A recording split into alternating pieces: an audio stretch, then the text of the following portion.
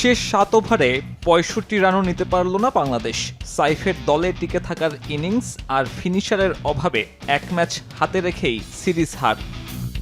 অথচ তানজিদ তামিম কিংবা পারভেজ ইমনরা যেভাবে খেলেছেন তাতে এই ম্যাচ হারা রীতিমতো অপরাধ।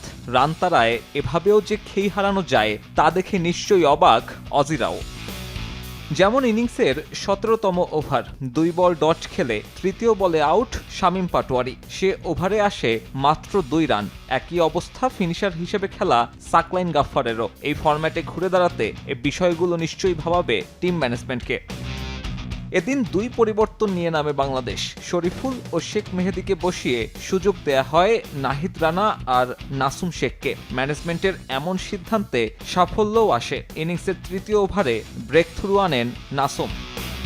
৩-এ নামা কুপার কনলিও টিকতে পারেননি। সুযোগ পাওয়া আরেক বোলার নাহিদ রানার শিকার তিনি। পাওয়ার প্লেতে অজি অধিনায়ক মিচেল মার্শকে মোস্তাফিজ ফেরালে চাপে পড়ে যায় অস্ট্রেলিয়া। চালকের আসনে টিম টাইগার্স। ৪৪ রানে ৩ উইকেট তোলার পর সে চাপ ধরে রাখতে পারেনি বাংলাদেশ। চতুর্থ উইকেট জুটিতে ঘুরে দাঁড়ায় স্বাগতিকরা। ম্যাট রেনশো আর টিম ডেভিডের পার্টনারশিপ। ২৬ বলে ৪৫ করেন ডেভিড। ঝড়টা গেছে সাকলাইন গাফফারের ওপর দিয়ে। ৪ ওভারে ৫৩। অবশ্য টিম ডেভিডকে না ফেরালে সাগরিকায় তার বোলিং ফিগারটা হতে পারত আরও ভয়ঙ্কর।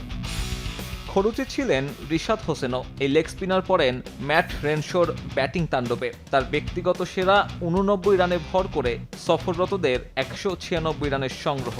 দলের সফলতম বোলার নাসুম ৭-এর নিচে রান খরচে জোড়া উইকেট শিকার তার। যদিও এ সব কিছুই বিফলে গেছে। ২১ তারিখ হোয়াইট ওয়াশ এড়াতে মাঠে নামবে বাংলাদেশ।